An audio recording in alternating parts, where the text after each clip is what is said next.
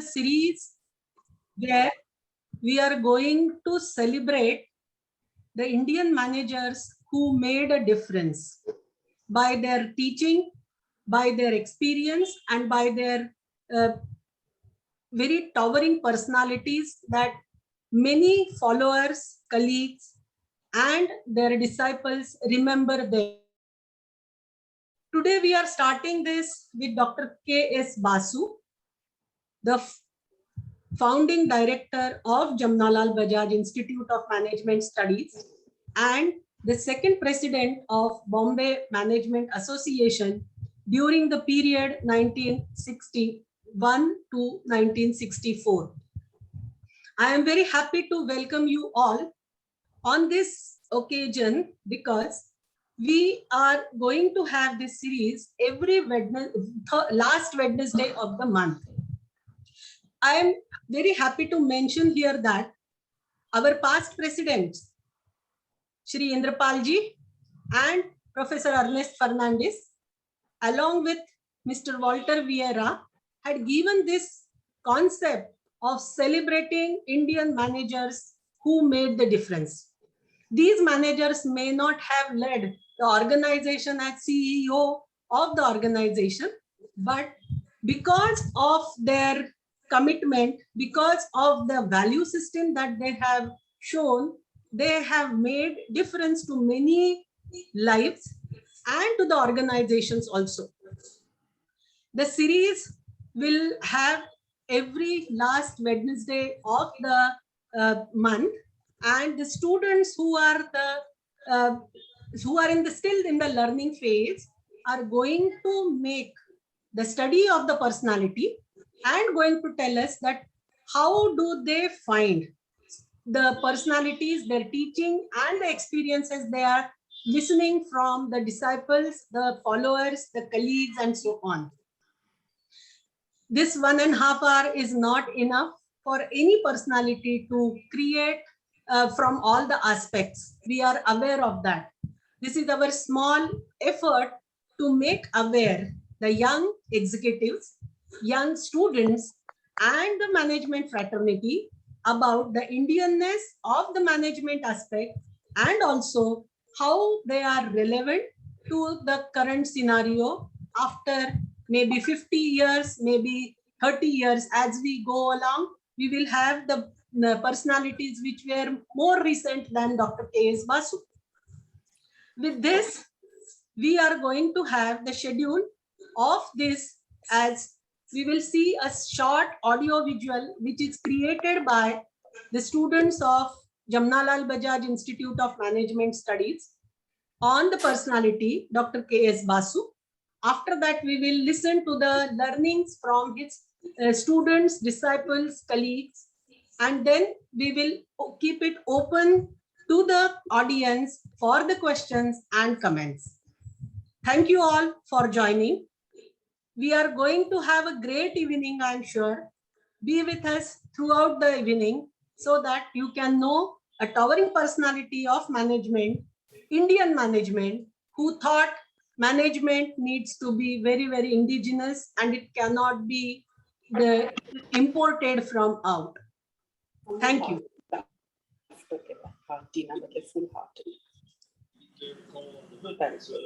Vidhan? Yes, ma'am. Share the... Ma'am, Akshay would be sharing the screen. Yeah, so you are allowed to share the screen.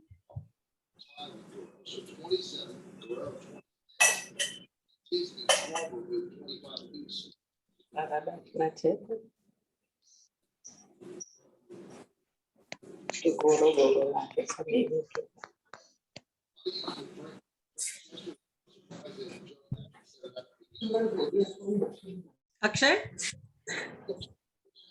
Yes, ma'am, he's doing it. 1 second. Yeah, ma'am, I'm doing it. He does. After the back ball straight up the gut. And that's kind of what Otani does.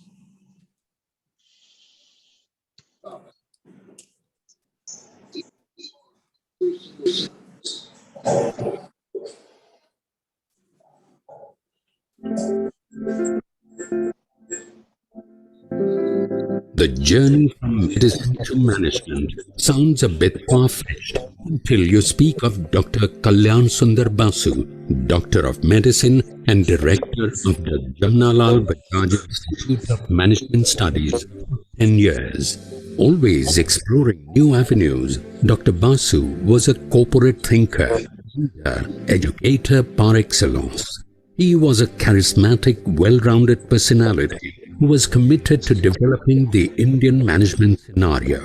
In the mid-70s, when management education was relatively new, he, along with Professor V.S. Murthy, laid the foundation of the Bajaj Institute and was instrumental in getting it recognized in business circles. Dr. Basu, in his distinguished career, held some very notable positions. President of Bombay Productivity Council, Indian Institute of Personnel Management, Bombay Management Association, All India Management Association, Asian Association of the Management Organizations of CIOS. His contributions at the helm of these associations made a significant impact for all future leaders. He truly was an Indian manager that made a difference. After qualifying as a medical practitioner, he did private practice for 8 years between 1939 and 1947 in Lahore. He shifted to New Delhi, where he was offered the post of Chief Medical Officer by the Lever brothers. He accepted the post as the difficulties of setting up medical practice in the turbulent circumstances of post-independence Delhi seemed insurmountable. To this decision, the relationship between medicine and management owes its origin. His tenure as the Chief Medical Officer at Hindustan Lever was an eye-opener. The way workers were treated and their working conditions were something that deeply concerned Dr. Basu. Since he was a people's person, he used to advise workers even on non-medical matters. This is when the tides turned and he was asked to become personnel manager in 1952 and subsequently joined the board in 1956. Dr. Basu was genuinely interested in the management domain and was fired by the desire to create something on his own from the foundation. He was showered with many awards and citations from national and international bodies. While the world called his extraordinary speaking ability the gift of the gab, the medical doctor in him facetiously called himself a self-administered chronic lecturer in management. He spoke at numerous venues in India and abroad for various causes related to business management and management education. Dr. Basu had a long-term vision for the country. He held a contrarian view to the conventional wisdom that an all-Indian management staff could not run a company. He took it up as a challenge and achieved it substantially over the decade. He hired graduates from the best institutions with a good degree, personality and enthusiasm and trained them to be good managers. His efforts bore fruit as a new pattern of aspiring graduates developed hope to become leaders of major organizations. Dr. Basu was the first Asian to be admitted to the fellowship of the International Academy of Management in 1960. He was also awarded the Wallace Clark International Award for his distinguished contribution in scientific management, as well as the Charitram Foundation Award for his exemplary writing on Indian management. A proponent of the welfare of the workers in his organization and an expert in personnel management, he was also awarded the Jahangir Gandhi Medal for Industrial Peace in 1967 and was made a Fellow of the Indian Institute of Personnel Management in 1970. Here are a few experiences from the leaders of today on how Dr. Basu fueled their careers. Dr. Basu was known for his clear conceptual thinking and had a very unique perspective on what management is. In the speech given by Dr. Basu during my convocation, he advocated adaptive cooperation with a high degree of trust and mutual respect between the parties to make industrial relations purposive and harmonious. Mr. Tewari mentions an incident where he invited Dr. Basu and his wife to the best nightclub in Delhi. Dr. Basu was an extraordinary personality, as along with all these traits. He was good at dancing too. The man truly was a jack of all trades. Dr. Basu was an early supporter of diversity and recognition of women in managerial positions, as she remembers a personal experience. He encouraged our extracurricular activities and was very complimentary of their dramatic production of The Happy Apple. It was remarkable that Dr. Basu took such a personal interest in the success and endeavors of students. Mr. Brijesh Mathur mentions a particularly interesting story. In one lecture, he caught one of us inattentive. He called out to him and asked him if he understood what was being said. Our friend stood up with a swag and said, "Dr. Basu, can't understand, you are hitting over our heads." Dr. Basu, in his typical style, simply said, "My friend, I am hitting where your heads ought to be. Sit up and pay attention."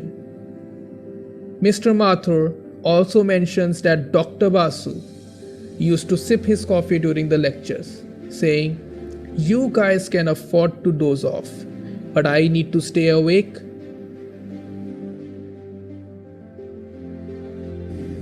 As I try to measure up to present to you my guru, the fountain of management education, Dr. Kalyan Sundar Basu, I am overcome with a surge of emotions, of gratitude, of love, of unbounded respect to the great personality. 54 years after I met him, sir, I am still in awe of your charming persona. Dr. Basu, first and foremost, was a teacher par excellence, sharing, demystifying lofty management concepts in simple terms, in a sharp and simple genre for everyone to understand once and for all. Secondly, he was a true leader, leading the institute from the front with all the stakeholders with him, carrying everyone and caring for everyone. He crossed the street from Lever to the institute, abandoning the corporate riches for academic enrichment, a sacrifice few could take. He evolved and perfected the most ideal mix of learning at the management school, evolving a congruent mix of full-time in-house teachers and professionals from industry. Together they strove to deliver all the inputs to us to meet the industry, business and societal challenges. Yes, he named the degree as Master of Management Studies and not an MBA. Lastly, he was always accessible to one and all, students and faculty, anytime, every time. His most favored adda was the staircase, where we would surround him, asking him all kinds of questions, and for hours on, he would regale us with gems of management concepts, an encounter of the rarest kind. Sir, 54 years after our first meeting, I still see you standing on top of the staircase, laughing and sharing your thoughts with us from here to eternity. Thank you. He was a charismatic leader with an innate ability to see the bigger picture. Dr. Basu's lesson taught us that there are no shortcuts. One just has to train oneself to take adversity head on. To the best of my knowledge, Dr. Basu was one of the first professional senior managers to walk across from the business and commercial world to the academic world.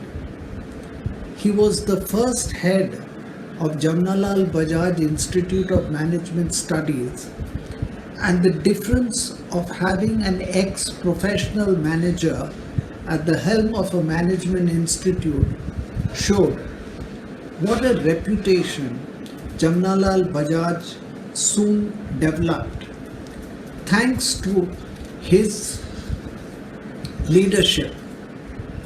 I was fortunate enough, though I was not in HR, which was his subject, to have attended a few lectures by him. He was a clear communicator, always made the lectures interesting and come alive, and above all, had a certain panache, style, and grace which made him stand out from the other professors and lecturers. I remember how every time in the middle of a lecture, a bearer would walk in with a cup of coffee, which he would sip occasionally. He was always well dressed with his characteristic stylish cravat, which added to his overall person. I wish there were more teachers like him and hope that more from the business world will cross over to the academic world after they retire. That would make management education much more interesting and also do the world of business a lot of good for getting good, well-nurtured talent at the entry level.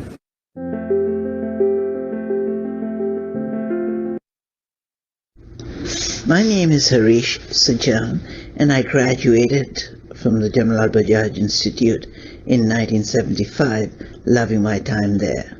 Many of my fellow students and many on the faculty were both inspiring and kind. The one-time relationships became frayed was when we were about to graduate and we were hunting for jobs. Those that got few interviews, I was one, felt some angst for those who got many. I was on a plane to Calcutta to interview with one of the few firms that showed an interest in me, and Dr. Basu was on this plane too. About halfway through the flight, he left his seat and sat in the empty seat next to mine to ask me how things were. I complained about feeling low and rejected during the interview process. He asked me what I was going to Calcutta for. I told him for an interview. He said, "Then you're doing well. After all, you only need one, not many jobs." There was an unmistakable kindness in his eyes when he said this. Dr. Basu was a larger-than-life personality. The attendance requirement for his lecture was 100%.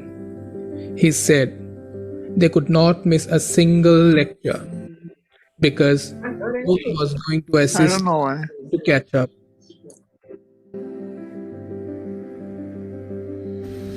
I'm Rajan Mehrotra from the 1968-70 batch of Jamnalal Bajaj Institute of Management Studies.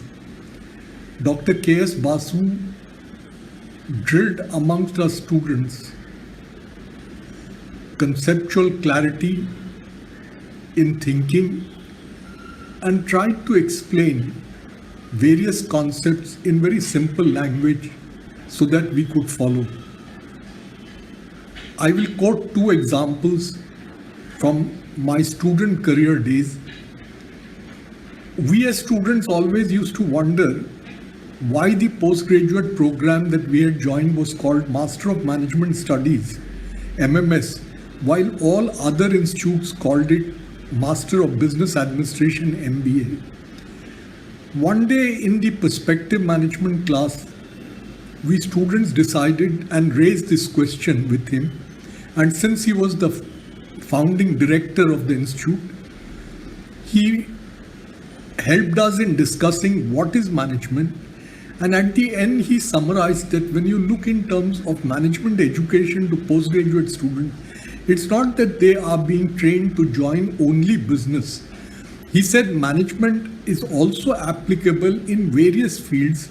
They can be in NGOs like Bombay Management Association, for whom I'm speaking, or they can be for professional bodies, they can be for academic institutes, they can be for the government service, they can also be for international service like the UN. So at the end of the class, we felt thrilled that we learned something from him. I'll quote another instance in terms of the class that would start every Sunday at 9 a.m. in the morning sharp, and the doors would be closed. Now, as students, we used to wonder that why is he being strict? But on passing out, we realized that he was communicating the need to be punctual to all students, which would help us in our careers, both personal and professional. And I must admit that these are some traits that he inculcated in all of us, which we cherish to this day. And these are two instances I thought I'll share on behalf of my classmates. Thank you.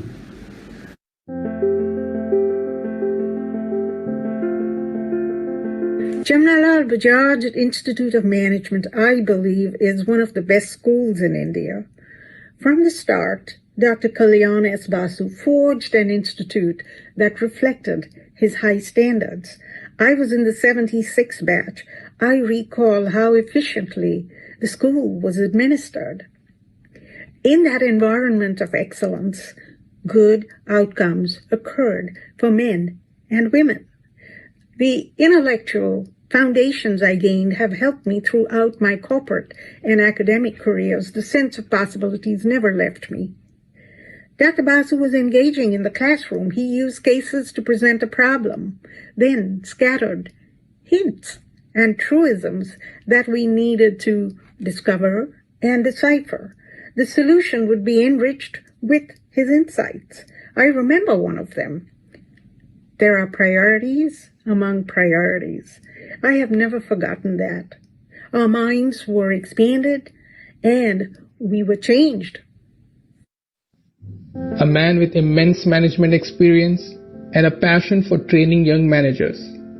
He was an inspiring professional with a great sense of humor. Dr. Basu said, "Good management is a lot of small things done well. A profound idea if understood in its implication."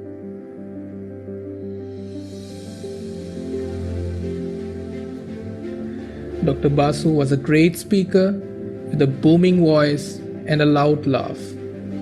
He created an osmotic and symbiotic relationship between the institute and industry.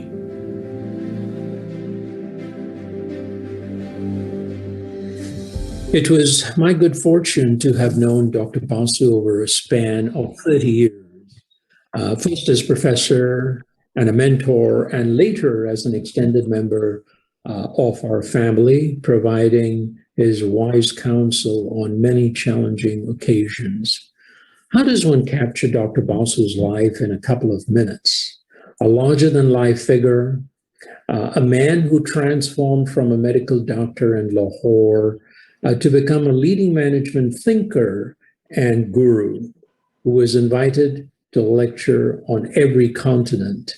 He was an educator, a boardroom director, institution builder, and above all, a colorful and visionary leader who inspired and mentored a whole generation of students who made their marks as CEOs, industrialists, senior executives, educators in India, and indeed around the world. One publication actually referred to him as the medicine man of modern Indian management. As I reflect on his life, I want to touch on three building blocks or pillars that defined his life's work. First, his strong desire for achieving excellence in every sphere. He believed that whatever one did had to be done exceptionally well. This concept of kaam chalega was never in his vocabulary. Second, he passionately believed in Indianizing management education, training, and practices based on an Indian management model rather than an adopted Western model.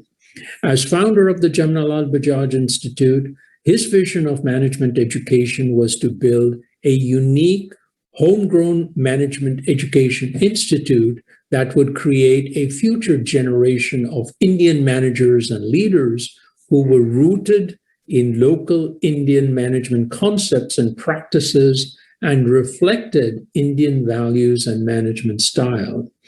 He was well ahead of his time and practiced Atmanirbhar long before it became a national slogan. He was also known for his strong ethical principles, as well as his fairness and discipline. He was a stickler for time and deadlines, which he instilled in all those who he worked with. It was indeed a pleasure and a privilege to have been his student and to have known Dr. Basu.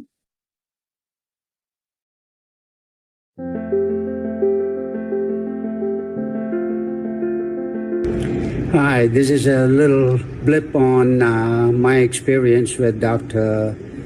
K.S. Basu, our beloved Dr. Basu, who was our director when I went to Bajaj to study MMS 69 to 71. His presence was a little bit unique in the sense he probably was the slenderest, smallest, whatever you want, littlest man among all the faculty, but his presence was felt as soon as he entered the classroom or the hallway with his signature laughter and a big smile. He made his presence felt. I thought it is good to share this with others. And he taught us organizational management, organizational behavior. And in the second year, I was fortunate enough to be in personnel. So he also taught us organizational structure. One thing that will never leave my brain is efficiency, economy, and control concept that he put into our heads, talking about organizational structure and flow of communication, etc. Again, this is Ram Ramanathan. I am known as V.V. Ramanathan officially, batch of 6971. Thank you. Dr. Basu used to say, if you have an idea and I have one, when we exchange, at the end of the transaction, both of us have 2 or more ideas. He would also encourage student participation in resolving issues at JBIMS, like streamlining certain processes.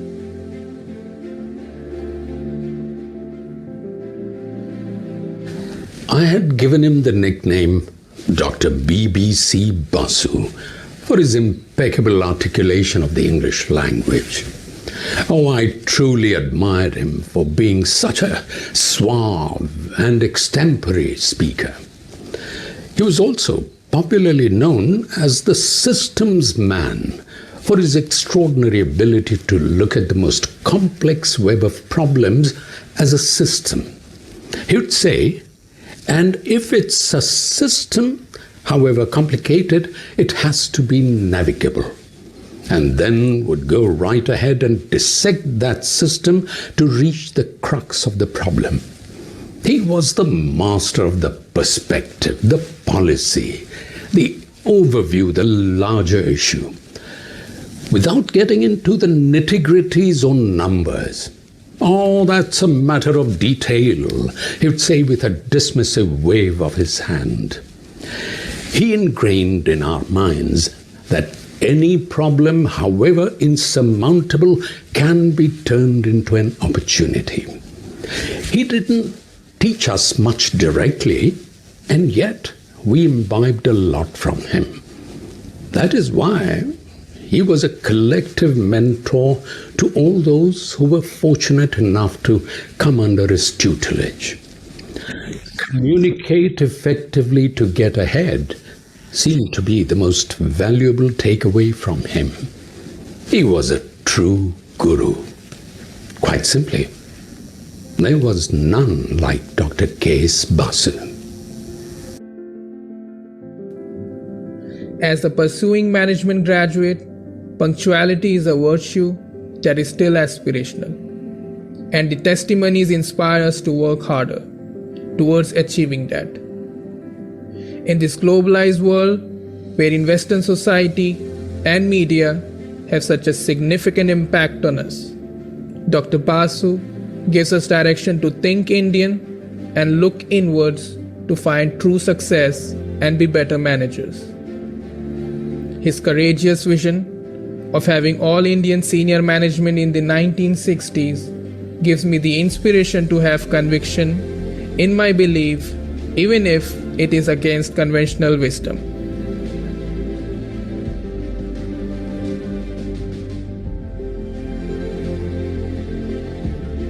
Yes, he'd famously said, all classification is spurious and all definitions are misleading. He also used to say, at the end of the game, it does not matter whether you won or lost. What matters is whether you played fair and by the rules of the game. According to him, one may import technology, but not management. Successful management has to be innovative in its thinking and action. It must take into account the culture and the environment in which it functions. Dr. Basu not only had a magical way with words, but would also convey his ideas by linking them to real-life situations. To sum it up, Dr. Basu was an amalgam of great management thinking, warm and caring nature, and a larger-than-life personality, a friend, guide, and management philosopher. We still miss you, Dr. K.S. Basu.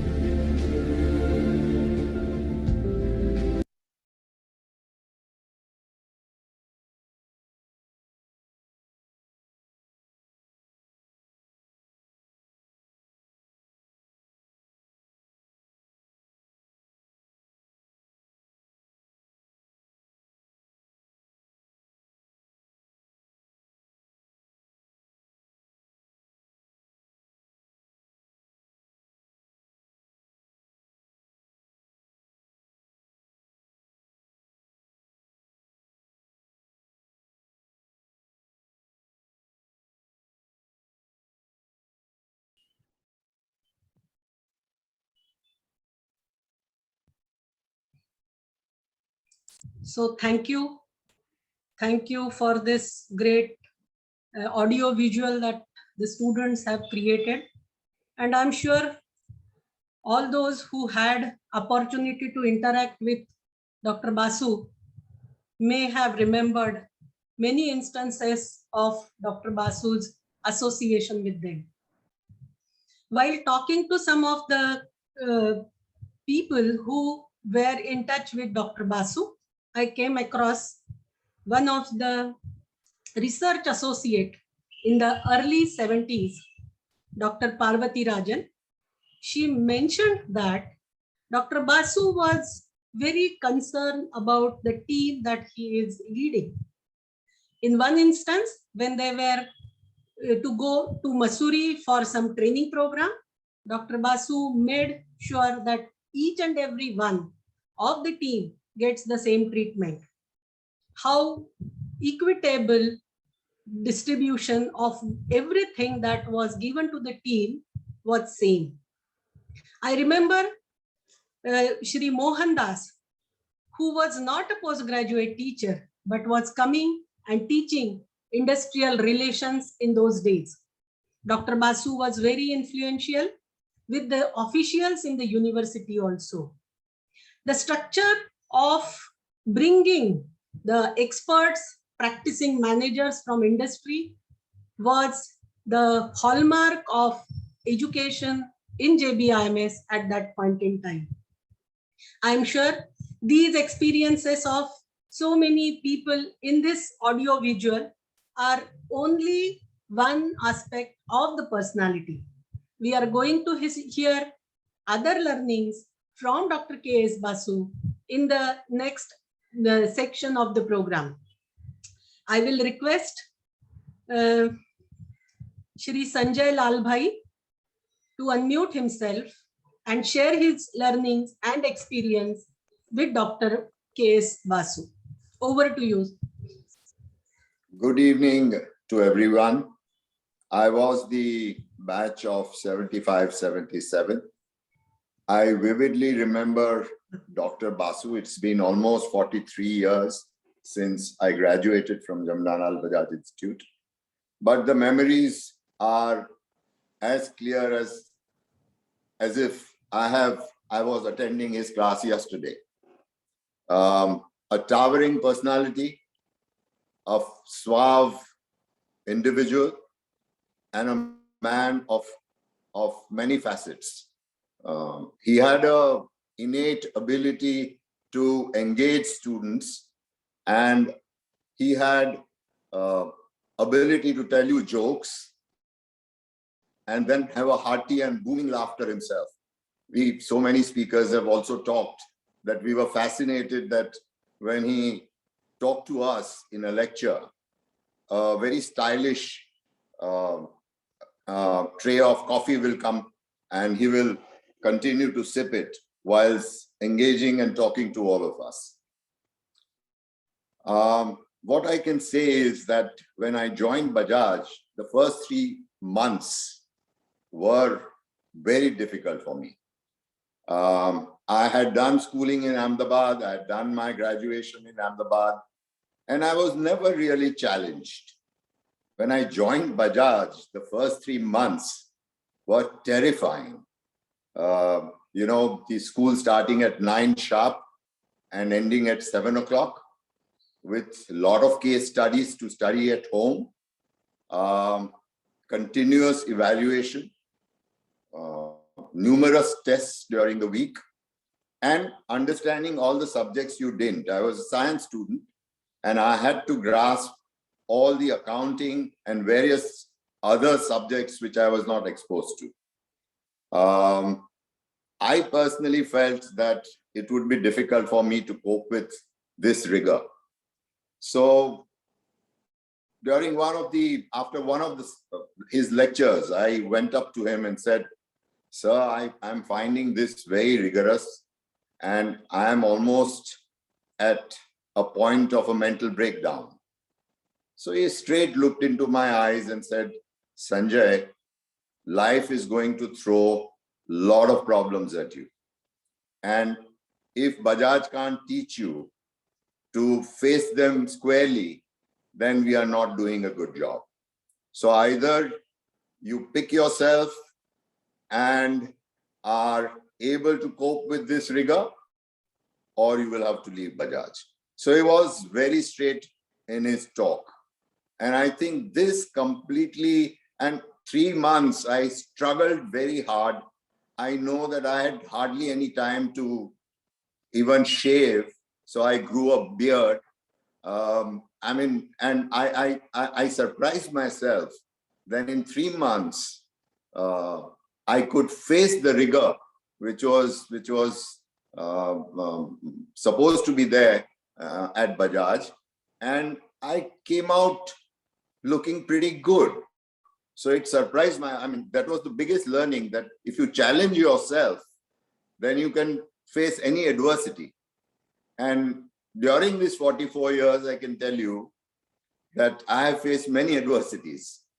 And it is always Mr. Basu and it is always Bajaj which comes to my mind and which tells me that when you face adversity and you come to almost a situation where you feel that it's beyond you, you have that innate ability in yourself to pick yourself up and face any kind of eventuality. So this was the biggest learning. This was the biggest contribution of Dr. Basu. And I can never thank him enough for shaping my life and whatever I may have done in the last 44 years. Dr. Basu, we remember you very, very fondly. Thank you. Thank you very much, Shri Sanjay Lal Bhai. I will request Shri Vijay Page, Dr. Vijay Page, to share his experience. Thank you. Thank you very much. Am I audible, madam? Yes. Thank you. Guru Brahma, Guru Vishnu, Guru Devo Maheshwara, Guru Sakshat Parabrahma, Tasmai Shri Guru Namaha. Good evening to Kavita Laghate madam and her distinguished team of management experts who have spared their valuable time to set up this program of celebrating Indian managers who made a difference. I'm confident that with this, you have set a foundation for reinventing the Indian management thought, and it will present the grand edifice to the next generation as you track the history of Indian management education. My compliments to you, madam, and your distinguished team. Good evening to all of you. Well, when Dr. Basu crossed the street, as we would say, from Hindustan Lever and came over to Bajaj, there are many people who questioned his wisdom. Leaving a rich corporate job and coming over to an institution where the salary would be measured and deducted all the time was quite a surprise for all of us. But then he was a visionary. In 60s, he felt that though there was the FMS and the XLRI and two IIMs, there would be a great need to fill in the gap between the promise and performance of the Indian economy. And this gap, no one else, he believed, would sort it out unless the young managers come up and take the task. That was his vision of Indian management education. And now looking at the thousands of institutes and millions of young professionals who have come out, his vision has been proved to be correct. It was his visionary approach that built the JVMS, the MMS degree. It stands tall among all the other MBAs in the country. And his infusion of spirit and enthusiasm to stand up to the task, the rigors of industry, as he would say, there's nothing that you cannot solve in one night. And he would ensure that we have enough case studies to have and to spend a sleepless night, as one of my colleagues just described. Well, teaching and sharing his experience of the professionals was a unique mixture of academics that he laid down. Instead of just armchair full-time faculty, he inducted brilliant, and Mohandas was one gentleman who was mentioned just now, brilliant professionals from industry, coming over and sharing their wisdom to shape the youth with the grassroots experiences and take us forward closer to his objective of taking the economy to commanding heights. This unique mix, the exotic mix that he delivered, strengthened all students, strengthened all those who taught, and those who taught also shared the learnings along with the students. As a director and a discipline of the institute, he had no equal. As with the roaring laughter that is known, that we had enjoyed, he was also a very strict disciplinarian. While he would share his valuable time to join with us, to go to Elephant Island and spend a day with us, or arrange a fixture with Bombay Gymkhana to play hockey with us. When it comes to submission of assignments, when it came to meeting the deadlines, the dead box just outside his office, where we had to deliver everything by 12 noon on a Thursday afternoon, was always there. And he would stand guard himself, laughing away, telling stories to see that we all follow the dictum. At the same time, when in the last university semester exam, we had some difficulty due to the exam change rules, he was the one who fought along with us and saw to it that the students were delivered the justice. That was his sense of fair play. As a creative teacher, you have all experienced his wonderful insights, but one beautiful memory of his I cannot forget. When he would take up a chalk and go to the board and draw an equilateral triangle and say that the base AB reflects the structure and the processes of an organization, whereas the apex is the attitudes which governs the entire organization structure. But that was not all. He goaded all the students to reach out to the soul of the organization, trapped within the trap, within the triangle. And he exhorted, he persuaded us to reach out to that soul. I would say after spending 5.5 decades and a couple of thousand students at my institute, this is what he shared, and this is what we share with our students. And they have made a roaring success just by understanding the simple logic of entering and sharing the soul. I have seen so many models of management with so many mathematical analytics being presented. I've yet to see a parallel to this unique equilateral triangle that he drew for us the very first day. And that stands very much at the back of my mind whenever I see it and try to understand an organization. As a teacher, once we realized that some students of a batch of ours were not placed, and he would lift the telephone and said, Padampat, I have 8 brilliant students who are not placed. And they will do wonders with the organization. I'm sending them. And that was it. The director taking personal courage to see in those hard times, to see that every student, meritorious, as he has passed out from the institute, would be respected by industry and honored. Personally, he was so grateful to the alumni. And I must recount one incident before I close.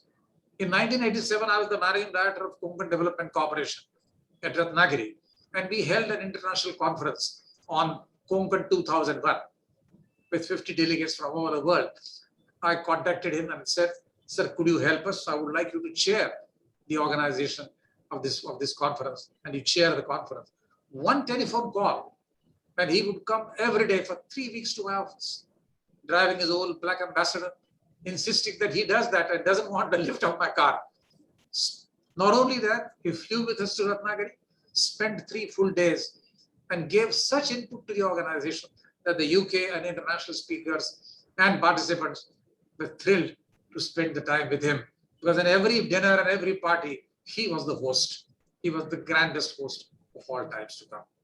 Sir, it is impossible for me to sum up what you have delivered to us 55 years ago.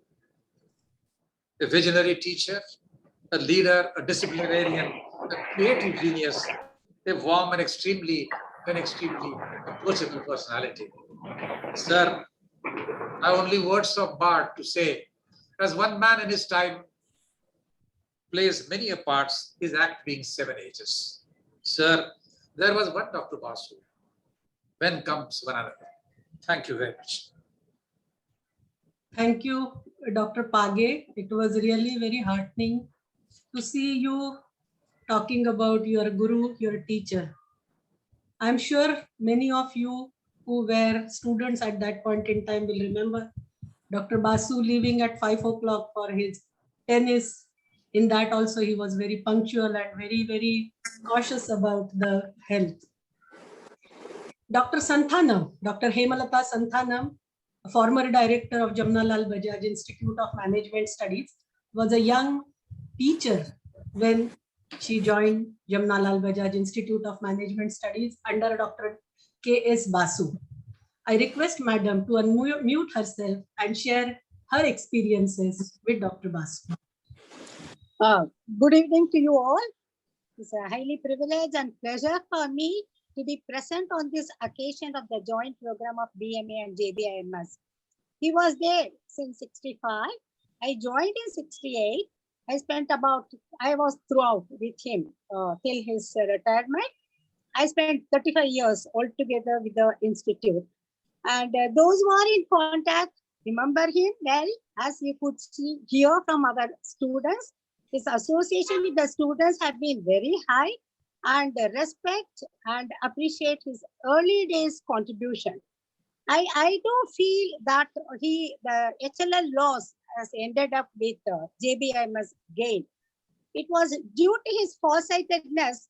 JBM was well ahead of other departments of University Bombay in terms of physical infrastructure in those days. At that time, there have been given a lot of facilities which were not there with other departments. Ours, JBIMS, is a department of Bombay University, but whereas other departments haven't enjoyed that amount of infrastructure which we at Bajaj we had. He is very strict on time schedule and he has been led by example also. As Madam mentioned, he has been maintaining his health so well. He always plays tennis. By 5 o'clock, he leaves for Gymkhana and goes for tennis and all that. And in that way, my association with him, I was only as junior. And my association with him very much in his research studies.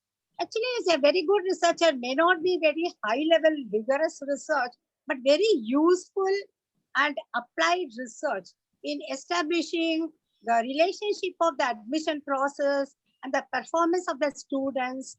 And we used to have test 1, test 2, that is IQ test, and personality test also was there during his time of admission process.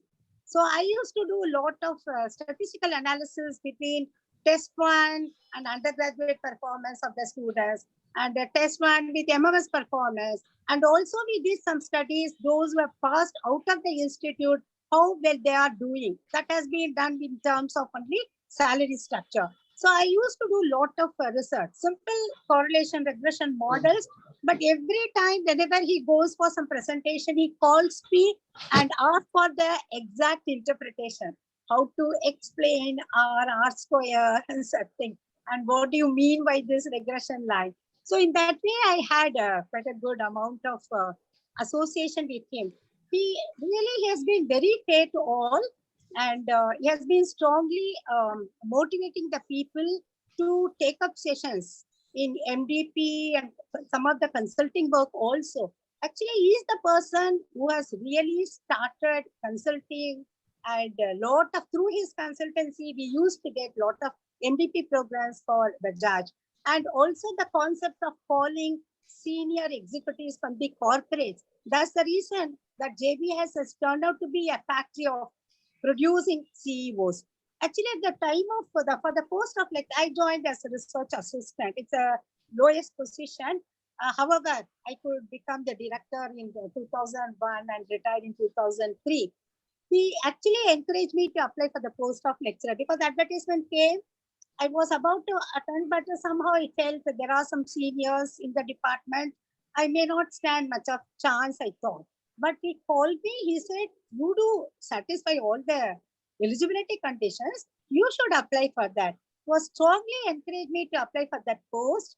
Otherwise, I don't think my success in the academic career, it is my subsequent career to his leadership and motivation at that time. Actually, we could hear the students. He used to interact very well with the students. I always find him standing somewhere near the lift and the staircase. He comes by staircase only. And he always stands between the lift and the staircase with a group of students with his, very, very closely talking to them. That way is easily approachable for the students also. And his laughter still, it actually strikes in my ears. The way in which we all sit in the faculty only, but we could hear his laughing, roaring laugh, which we used to enjoy. And really the students, alumni and faculty of JBMS, from the founding of the institute to today and well into the future, continue to benefit from Dr. Basu's visionary and leadership. Thank you very much. I'm so happy to meet many of my old students, with some of with whom I have been in touch, but many of the people somehow we haven't been able to be very much in touch, and very happy to talk about Dr. Basu. Thank you very much. We'll be in touch. Thank you, madam. You have given a different perspective because you as a colleague, how you saw Dr. Basu and what were the opportunities that he created for his junior most member in the team. I think that's very heartening, and to know this, that treating equally with all the junior members is a true leader that he was. Thank you for your... I will request Dr. Rajan Mehrotra to unmute himself. Dr. Kavita Laghate, director of Jawaharlal Bajaj Institute and the president of Bombay Management Association. The past presidents of BMA that are present, the executive committee members, BMA members. I can see a large number of Bajaj Institute alumni that are present in this meet. I'm from the 1968-70, which is the fourth batch. I passed out more than half a century. Since this meet is to look at Indian managers who made a difference, and we also had the presentations that we as students did, I would like to look in terms of it that what he made a difference is from the theme point of view. On behalf of my batchmates, the first I would mention is Dr. Basu, when he came from the corporate world into the business world. Once he said, when he took over as the director, that you can build institutions with unlimited resources. He did not mention the names of the institution, but he said the challenge is to build an institution with limited resources and with controls under a university structure. And let me tell you the remarkable thing that he did in management, education, which I see in terms of contribution. Having come from the corporate world, while he had full-time faculty and also like Dr. Santana just spoke, starting from a research assistant, while he took in full-time faculty, with his contacts from industry, he brought in leading industrial people from industry to teach. And that's how the classes were there on Saturday and Sunday. Sanjay Lalbhai said that, you start from 9 o'clock in the morning, go up to 7 o'clock. Now, what he really did is he blended with Monday holiday. In fact, for the first time, he brought in what is part-time visiting faculty in academic education to substitute from the regular faculty so as to teach, which today has become a model everywhere. And please try and realize in a university setup with limited resources, all these people that used to come and teach us were getting 50 rupees per session, 30 sessions that they took, they would get only 1,500 rupees. Now, all of them came because of their interest in terms of contributing to management education. Those days, things were not virtual, it was physical. So they came in, and because people had Saturday, Sunday off, Saturday, Sunday became classes. And that became the model of education that I see in this country prevailing. He in fact jokingly said, because Mr. Chandy had joined IIM Calcutta, and he says people with unlimited resources can do various things. Now, I think this is a major contribution that one sees when I look in the Indian managers making a difference when they come into academics from a corporate world. And it is pioneering. Let me be honest that I have been in academics and in a university setup, there are plenty of controls, and he managed it through, which was excellent. I also see that since he was a personal director, he also built up succession planning. When I see all the teachers that taught my batch, practically everybody became a director of the institute. After him, we had Varanasi Murthy that became the director. We had Dr. Ghosh that was the director. We had Venkutai Patil that became the director of the institute. We had G.N. Murthy that became the director of the institute. We also had Dr. Santanam, and before her, we had Mrs. Manerikar. Now, when I look at all these people that taught us, he also built a succession model in terms of the institution. So he was an institution builder, and this is his greatest contribution that I see. As a student, I did speak what we listened, and there are experiences in the classroom. I'm not getting down, but I'm looking in terms of what is the contribution when we are looking at managers that make a difference. And he has institutionalized the process of how you have visiting faculty, which now has become universal given the premise that things can be done virtually. I'll also recollect one more instance and then I'll stop. Whenever he was teaching, and because he had tremendous conceptual clarity, he once told us, remember one thing in life, management principles are universal, but management practices are culture specific. And he would bring that example out in explaining that how businesses are managed also by family-held companies. Let's not all talk about MNCs or talk of government setups. There are families that manage business, and let me also, he brought in a blend. Today, when you look in terms of management education, 90% of the students joining are engineering graduates. When we joined in terms of the class, it is not that the 90% were engineers. We had arts graduate, we had science graduate, we had commerce graduate, we had people with economics background, and we had also some people with an engineering background. So it also blended the students to understand. And it's very unfortunate that the present system in terms of management education has looked in terms of marks. So the score that people score by the quantitative techniques, you land up today going to most management institutes that 90% of the intake is of engineering graduates. Now, what is needed is that premium institutes need to look at this. And I think there's something remarkable that the person did. I thought I'll share this with reference to what I see on behalf of my batchmates of 68, 70 batch. And thank you, madam, for asking me to speak at this occasion. Namaskar. Thank you.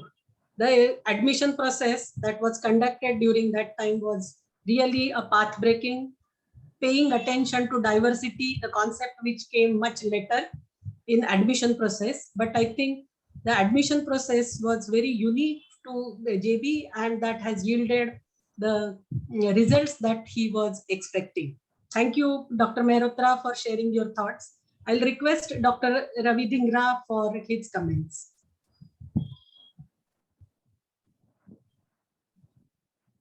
Good evening, and thank you for giving me this wonderful opportunity to speak about Dr. Basu today. It is wonderful to see our young management students, our future business leaders engaged in researching and celebrating some of the leading Indian management thinkers of the past and organize this program today. And heartwarming to see and hear from so many of Dr. Basu's former students and faculty colleagues gathered today from all over the world to remember and share their memories of a man who was larger than life. It is my pleasure to be here amongst you all to honor a colorful and visionary leader, a management thinker, and an institution builder who inspired and mentored a whole generation of students who made their mark in industry in India and indeed around the world. It was my and our family's good fortune to have known Dr. Basu for almost 30 years. And him providing his wise counsel on many, many challenging occasions. My elder sister, Dr. Dhingra, who was also a professor at the Institute for a number of years, completed her PhD under Dr. Basu. So several years ago, we established the Dr. K.S. Basu Memorial Trust to honor the memory and legacy of this exceptional man who made a difference in the lives of many, as you have been hearing from many of the students, past directors, and past faculty members. So how does one capture Dr. Basu's life in a few minutes? You've heard a number of episodes, a number of sentiments shared, a larger-than-life figure, a man who transformed from being a medical doctor in pre-partition Punjab to become a leading management thinker and guru, not only in India, but an internationally recognized management educator and thought leader who traveled extensively to lecture and conduct seminars around the world. One publication actually referred to him as the medicine man of modern Indian management. As I reflect on his life, there are three strong building blocks of pillars, some that other speakers have already touched on, that in my view were the foundation of his life's work. I call these the three E's, and I still, as I reflect on it, I refer to them as the 3 E's: excellence, ethics, education. So let me talk a little bit about each of them. First was a strong drive for achieving excellence in everything he did. He believed that whatever one did had to be done exceptionally well. This concept of average was never in his vocabulary, and he pushed those around him in his own way to give their very best, whether it was the staff, whether it was the board members he worked with, and whether it was the students. He wanted the very best because he knew people could perform better than they believed. Second was his strong ethical principles, his ethics. And this was very important. I think it was 1978 or 79. I was on a short trip to Bombay from Sydney, Australia, where I was posted in those days. And I had a lunch date with Dr. Basu at the Shamiana. Now, on this particular day, he arrived a few minutes late, which was highly unusual, very uncharacteristic, because he was always very punctual and a stickler for time and deadlines, values which he instilled in all the boards and managers he worked with. Now, rather than his usual bubbly greeting and laugh, he looked a bit upset. And after he had ordered his meal, I asked him, Dr. Saab, what's the matter? So he had just come from a board meeting and had learned that they were going to pay off some government official a tidy sum of money to resolve some import duties disputes that had dragged on for a couple of years. Remember, these were still the days of the license Raj before this liberalization. And he said he immediately offered his resignation if they went through with this because he did not want to be any part of this sort of baimani, as he used to call it, even though a competitor had done exactly the same. In his world, baimani was totally unacceptable. And he said, this is why India is not making any progress. On another occasion, the chairman of one of the companies he was mentoring handed Dr. Basu a small bag. He opened the bag and there was a stack of 500 rupee bills. Dr. Basu was quite puzzled and the chairman said, Dr. Saab, this is your 2 lakh board and consultation fees, to which Dr. Basu replied, what will I do with all this cash? How will I account for it? Ye mere se nahi sambhala jayega, and promptly handed the bag back to the chairman. These illustrate the principles and integrity of the man. The word ethics was not part of the common business lexicon in those days, and I personally never heard him use that word, but I often heard him say, as many might recall, Imandari se kaam karo, do the right thing.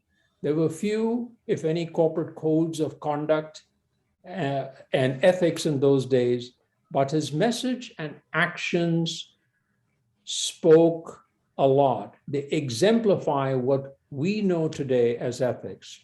One of his favorite phrases, as many of my former colleagues and other alumni might recall, was things are rarely black and white. They're always shades of gray. And it is how you make decisions in those gray areas that define your character and your company's culture and ethics. Third, I want to talk about his vision of management education that Dr. Mehrotra and others have also touched on. He passionately believed in Indianizing management education and training based on an Indian management model rather than an adopted Western model. How will my students learn from American case studies? As Dr. Mehrotra said earlier, you can import, principles are the same, but practice is culture, management practice is culture specific. Now, there were already two leading management institutes in India in those days, IIM Calcutta and Ahmedabad, that were established 4 years earlier in collaboration with Harvard and MIT, respectively.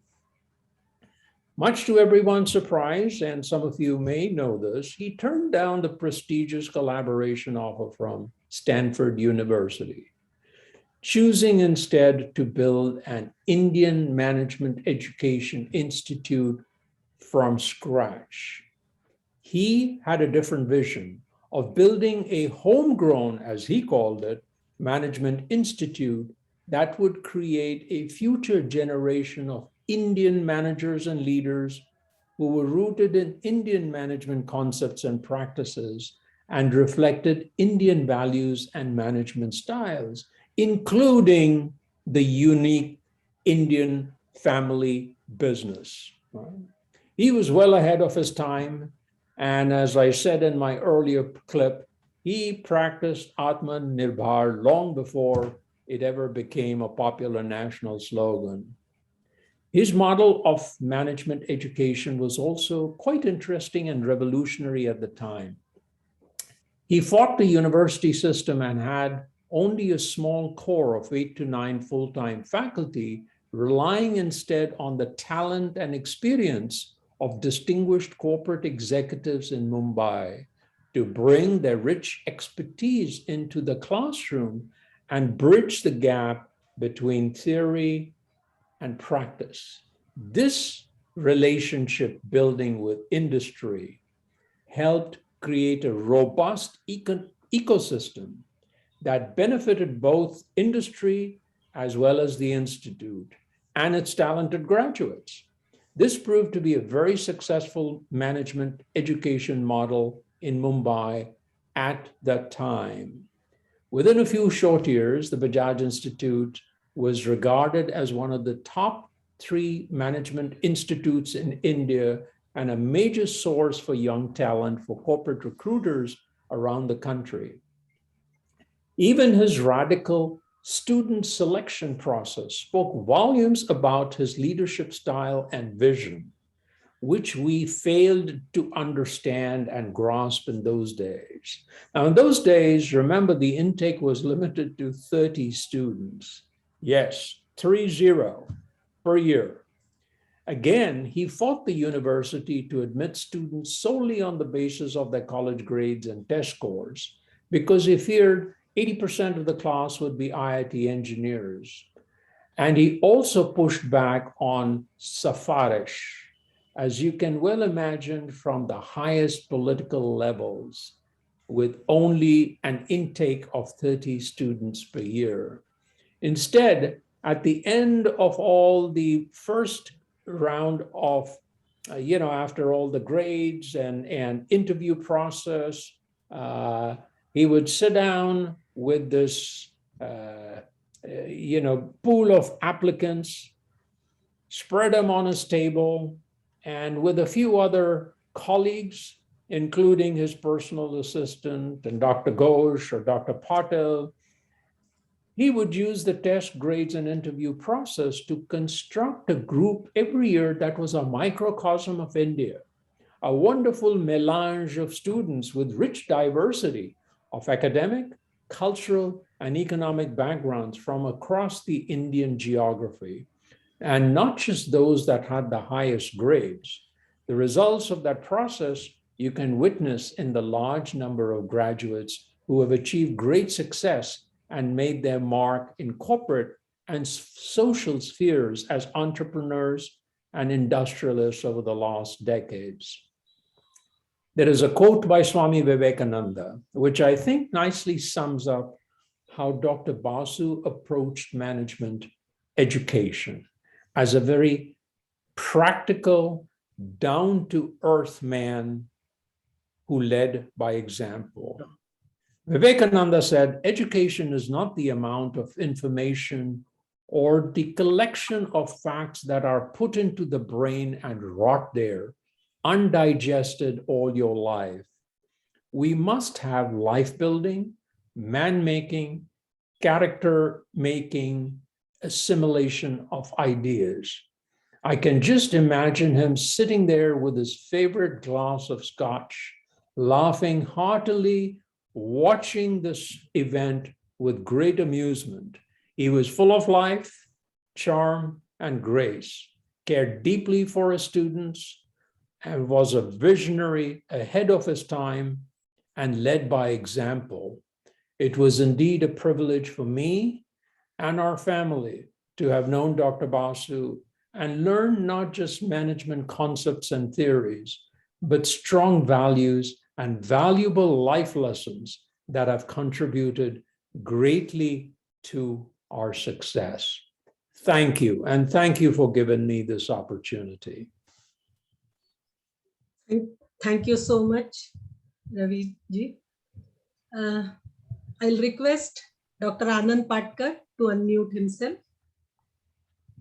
Thank you, Dr. Laghate, and thank you, Bombay Management Association. There is very little that anyone can say now, being the last, almost the last in the list of speakers, because you already covered practically everything that one wanted to cover in the eulogy of Dr. Basu.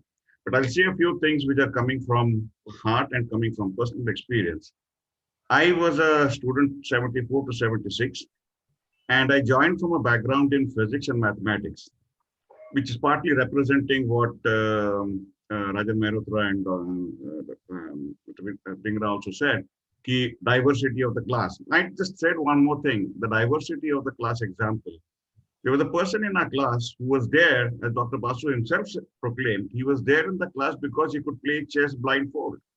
And that was his qualification to be there. He was an engineer at a very high level of interest was apart, but this was his qualification. But I joined as a student of physics and mathematics, and in the very first or second session that I was hearing Dr. Basu, the very renowned figure anyway, and he said something which was on one of the slides that came up in the audiovisual, and he said that he asked what's management, which is probably a question that everybody goes through when you join a new course. And we had a classmate who had done a bachelor's degree in business management before coming for a master's. And he gave a Kunz-O'Donnell definition about management being the process of inducting, training, directing, controlling this, that. And Dr. Basu said, oh, don't tell me any definitions, because all definitions are misleading, all classifications are spurious, and nothing is separate or separated. Now, coming from physics, mathematics background, I thought that was sacrilege. I mean, in physics and mathematics, we are exacting sciences. You want to make things different. You want black and white, and you want new laws. And here this man is saying, there is nothing that is black and white. It is all gray. And that's the reality that dawned upon us, as students at that point in time, that if you want to do a career in management, you have to look at and be prepared to face paradigms which are different. There will be paradoxes, there will be gray areas, nothing is very clear, and you really need to perform in that kind of a thing. So classifications and definitions don't matter so much. It was a very significant learning that has helped me in my career right through to be able to manage things in extreme diversities and extreme paradoxical situations many a times, and gray areas and confusion, and to be able to surmount that. I won't take too much time because a lot of stuff has already been said about him. I'll just give you one or two examples which illustrate some of the things that have already been said about his wit, for example. We were having a session in the ground floor, that is now a conference room auditorium currently. It was not like that. And Dr. Basu came in with his coffee following and so on. And there was a scooter parked outside in the gangway outside. And the owners came up and he started his scooter, and which was creating a lot of ruckus. And he called up some other people who were also then started talking over. The sound was above the sound created by the scooter. And he went to the window and said, your scooter is making enough noise. You don't have to shout on top of it. It was enough message to silence everybody for us to come back and take a course forward. His disdain for, and many of the speakers before me have highlighted that he wanted to create Indian management ethos, which is so very important, so very clear. He had a disdain for the foreign. We used to, I'm surprised that nobody mentioned this. But one of the Basuism that I remember, he used to call what he referred to as a dazzle effect. He says when something dazzles from the far, which comes from the west, that dazzles you so much, you're not able to see the beauty that is there under your feet or near that. That is the Indian management that is available to you. You get carried away by the dazzle effect. Don't do that. Be aware of what's happening around you, near you. In one discussion on motivation, and somebody again quoted Maslow theory and this and that. He says, don't give me Maslow. You eat because it is time to eat. You don't eat because you're hungry. So where does Maslow stand in all this? Realize the reality of what goes on and adapt to it was his message. It was wonderful to be associated with him. It was wonderful to be connected with him. I'd even say it was wonderful to have the privilege of breathing the same air that he did at one point in time. And that's really something that I'm very proud of, something that I'm very cherished in my life. Thank you very much for this opportunity. Keep it short and sweet. Thank you very much. Thank you, Dr. Patkar. I will request Dr. Mr. Sam Balsara to unmute himself. Yeah. Thank you, Mrs. Laghate. Sorry, I was a little late for this. And hello, my ex-Bajaj friends and everyone at BMA. It's a pleasure for me to reminisce about Dr. Basu. Education is what remains long after you've forgotten what you've learned. Now, this is an adage that I had come across many decades ago, and I recall this adage today on this occasion because long after I've forgotten what Dr. Basu taught me, I remember him fondly and with reverence. He was almost an ideal leader for a management institute, which no IIM could boast of. No wonder our institute became an institute of repute in just a few years under his leadership. He had a lot of things going for him, actually. One, he had been a practitioner and an excellent one at that. Because of his professional skills and expertise, he had risen to the top. He was on the board of directors of Hindustan Lever, as it was then called, even then one of the largest and most reputed companies. Two, he was, I believe, an excellent communicator, always choosing his words with great care and making sure that there was no misinterpretation possible. And communication skill, I've realized later in life, is one of the most important skills in life if you want to make a success of it. And three, he knew his subject well and had vast experience to recall real-life business instances and stories to make the point he was making come alive for our students. He also had the wit to make the lectures interesting. And lastly, he was suave and had a magnetic personality associated with a charismatic leader. I think what I've just described is possibly not just Dr. Basu's strengths, but what should be the strengths of an ideal head of a business school. Why just a business school? In fact, an ideal leader of a business. As I grow older, I've come to realize that one of the most important skills in life one needs in business is the ability to sell or the ability to persuade. In fact, not just in business, but in life itself to make it a success.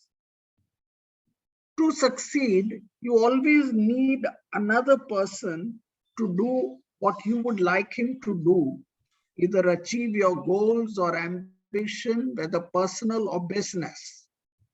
And I think Dr. Basu, somewhere in my mind, not just taught me that, but he also had this ability to persuade or sell his idea.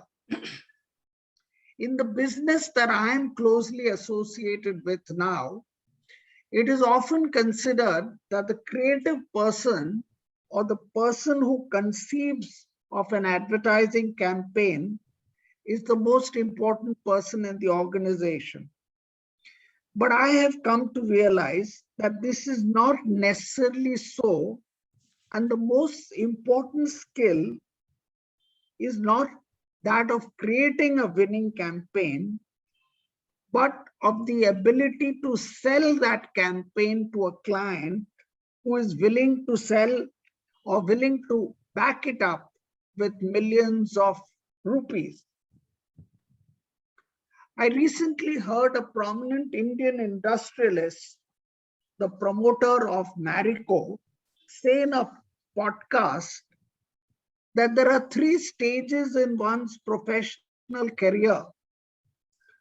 In the first stage, you work with your own skill set that you have when you need to do everything yourself with your own hands, brains, and your own energy. At the second stage, when you grow up in life, you need the ability to get things done from others who work under you. And in the third and final stage, when you have a lot of senior managers and CXOs working for you, you need the ability to persuade them or sell them your ideas or make them buy into your way of thinking. I think Dr. Basu prepared us for the last stage, which is probably the most difficult. So thank you, Mrs. Laghate, for asking me to speak on this happy occasion. I'm eternally grateful to Jamnalal Bajaj Institute for preparing me for life and helping me imbibe a few concepts which have remained with me long after I have forgotten everything that I've learned at Bajaj. Thank you very much. Thank you. I will request Shri Indrapal ji and Professor Ernest Fernandes. No, Professor Fernandes, let Mr. Fernandes go first. Okay. Hello? I will request Ernest Fernandes sir to unmute himself.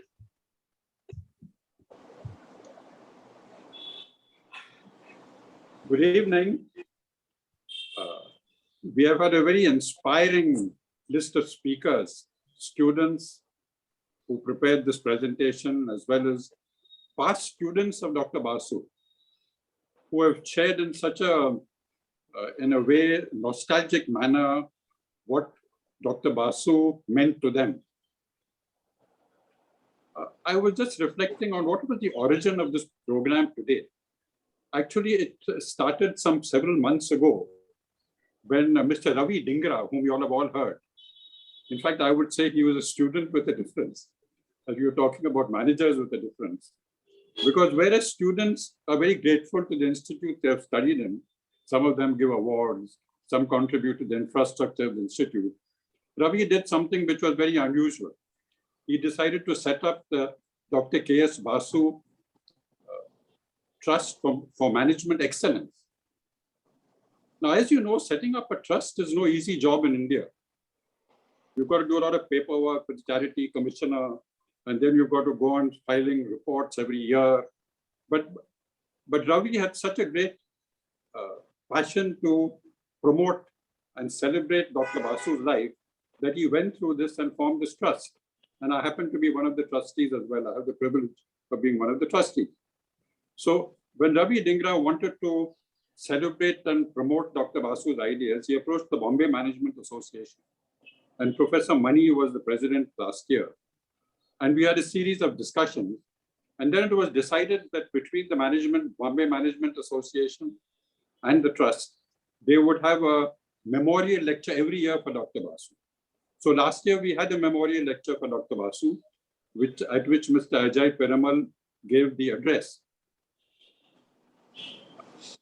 I would like to say that, just share one or two experiences I've had with Dr. Basu. One was the fact that, I would say that the legacy of Dr. Basu has to be looked at in the context of the environment in which he operated in India. And at that time, let's face it, we were an economy which was a controlled economy. For most of Dr. Basu's life, he lived in a controlled economy. When we look at Indian managements generally at that period, there was no great pressure on them to improve management practices, because whatever they could produce, many of them could sell. So there was not that pressure, but Dr. Basu had the vision to realize that without a strong management base, India would not become a great country. And therefore he set up and founded the Bajaj Institute, and he was on the board of several companies, encouraging them to adopt better management practices. And I'll take a few minutes just to give you an example that with Dr. Jugendra Dhingra, his sister, he introduced consumer research in many of these companies. He introduced management training in many of these companies. And Indrapal Singh, Walter Vieira, and I had the privilege of being faculty members at many of the training programs which Dr. Basu initiated. And I clearly remember one or two instances, which I'll just take a few minutes to elaborate on. One is that when Dr. Basu at one of these programs out of Bombay and I was with him, one of the faculty members didn't arrive. And so Dr. Basu was asked to step in and take that particular session. But he declined. He said, I can't do it now, I'll do it later. I asked him, but why? You're so used to conducting these programs. He said, I've got to prepare. He just didn't want to take a program off the cuff, to take a session. He wanted to think about it, plan it, and so on, which is very characteristic of him. About Dr. Jugendra Dhingra, who used to conduct consumer research and who was the coordinator for these faculty programs. I remember once she told me that, look, I was to take a program which was mid-morning out of Bombay. So I told her that I would catch an early morning flight and I would take that program. To which she replied, no, we'd like you to come the previous evening because we want our faculty members to be relaxed when they are taking their session. This is the type of culture which Dr. Basu inculcated in the organization which he ran. And so I'd like to come back to this question of Mr. Ravi Dhingra and the trust he has set up, because one of the objectives of the trust is to encourage young management students. And so today we've had the opportunity of listening to what these young management students in Bajaj Institute have put together as a program. And I'm sure that Ravi would be very happy with what he has seen, because what we have listened to this evening, and I thought I knew a lot about Dr. Basu, but today I realize how little I know about him and what an inspiring figure he has been. Thank you.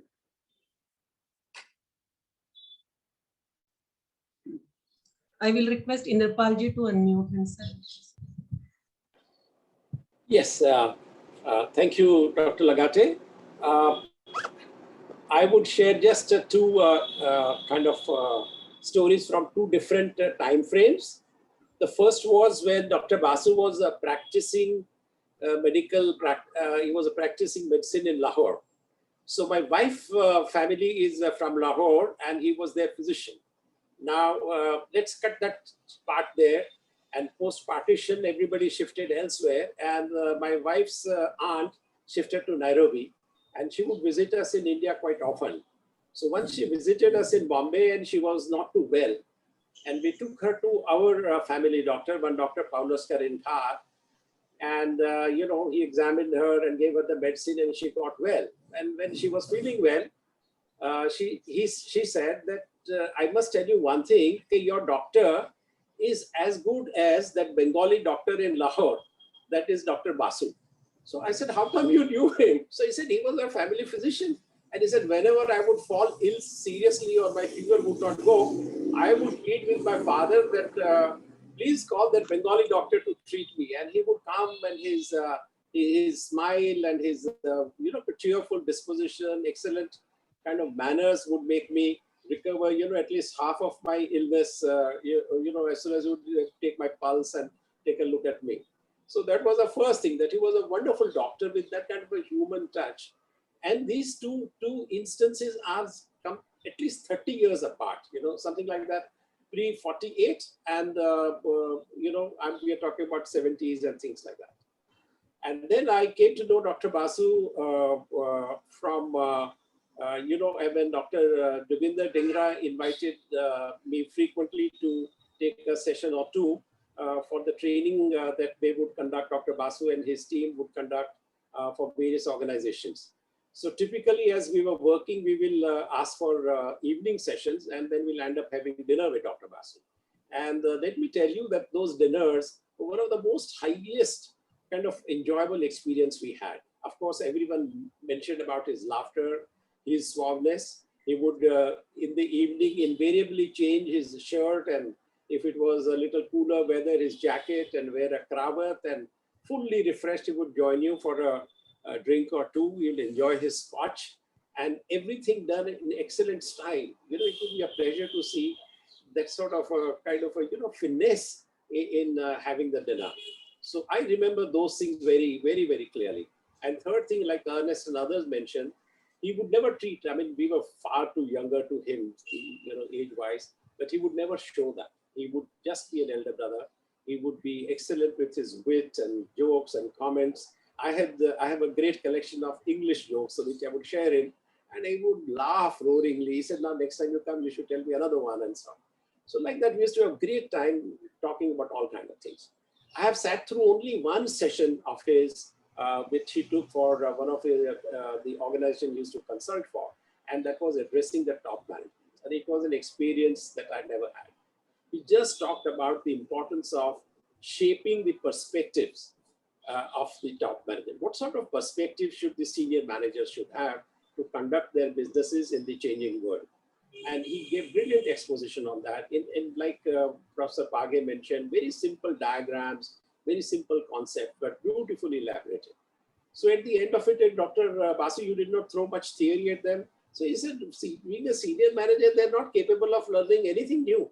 If we have to tell them what sort of shape the world is going to take and how they're going to cope with it. They are not supposed to know the theories for like you guys, who are in the middle management. You guys should know the theory so that you don't make silly mistakes and so on. But these guys should have good perspectives. And I think that lesson remained with me forever. Also, because I was participating, I met so many senior managers from other industries and developed friendships with them over the years, which is again an indirect contribution from Dr. Basu's side. So I think you rarely meet in your life a person like his. I have a small suggestion, Dr. Laghate, for you. He wrote extensively and published many, many articles. So please think of having collected works of Dr. Basu, his essays and writings, somewhere put together, made more accessible, so that all the wonderful things that have been said so far are captured in some sort of written word and made available to those who want to learn that what could be an Indian way of managing, how one brave man took up the challenge of throwing away Stanford and started his own stream. So that would be, I think, our modest contribution going forward in remembering him. And I'm sure Dr. Ravi Dhingra and his collection of articles and things like that would be available to you or anyone pursuing this particular venture. So thank you so much for giving me this time. Thank you. Thank you, Indrapal ji. Thank you, Ernest Fernandes, sir, and Walter Vieira. I think the seed of this particular series that you have sown, I think we have come to the expectation, and please bless us for the next episodes also. We are already at 6:40. I will request Shri Harish Bhimani to say a few words, and then we will close. Over to you, Shri Bhimani. Hello, everybody. Hello, Bajaj. Hello, BMA. And yes, I understand. I'll keep it very short. Actually, I don't know anyone who has not spoken in glowing terms about Dr. Basu's extraordinary speaking prowess, including myself, to which his response was that it's the thoughts that are far more important than words. And his thoughts on the process of decision making have stayed with me, even guided me at important junctures of my career. And they are: observe,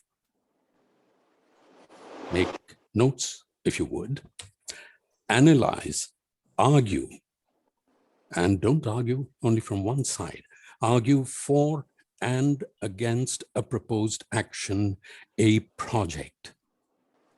Work up plans, plan B, plan C. And do not forget, SWOT, SWOT, SWOT. And please answer the SWOT questions absolutely honestly. Personally, I think I followed that process while taking my life-changing career decision from a global chemicals giant to the world of media. If I had to encapsulate Dr. Basu's teachings in a nutshell, I'd say dictum meum pactum. I hope I'm correct. This is the Latin phrase which translates to "my word is my bond," which also happens to be the London Stock Exchange's motto. To Dr. Basu, credibility is your ultimate qualification. Actually, I thank the forces of providence that afforded me the opportunity to be able to watch Dr. Basu at work. Thank you. Thank you so much. I know that many of us who wanted to share their experiences, their learnings, but due to paucity of time, we are unable to take all the comments and learnings from all of you. As suggested by Shri Indrapal ji, we will take up the project for compiling the works of Dr. Basu. And if you have any contribution towards that, we will be very, very happy. In this series, we are going to have next Mr. Prakash Tandon, Mr. Sharu Rangnekar, Mr. P.N. Singh, Mr. F.C. Kohli, and Mr. Tarun Sheth in the same sequence in next months. I request your contribution and I request your support in making those episodes also. Please do write to us that you can contribute in these personalities. 1.5 hours or 2 hours time is really not sufficient to understand, to learn, and to know a personality. And a personality that is of Dr. K.S. Basu. Jamnalal Bajaj Institute of Management Studies and Bombay Management Association had a great fortune to have a leader like him, the leader who has vision, the leader who had made the lives of many of us. We were unable to get many of the aspects of Dr. Kalyan Sundar Basu's personality. The students who have seen him from different angles, from different perspectives, we could gather that. But that personality is still not complete. There are many corners and many facets to the personality which we were unable to capture. But in future, we will try to see how we can capture the other aspects of his personality. Thank you very much for joining. Do join us on 2nd for the Himalayan expedition, where we will take you to another great height of Himalaya, the Mount Everest. Thank you so much. Have a good evening and good night to all of you. Thank you. Thank you. Thank you. Thank you.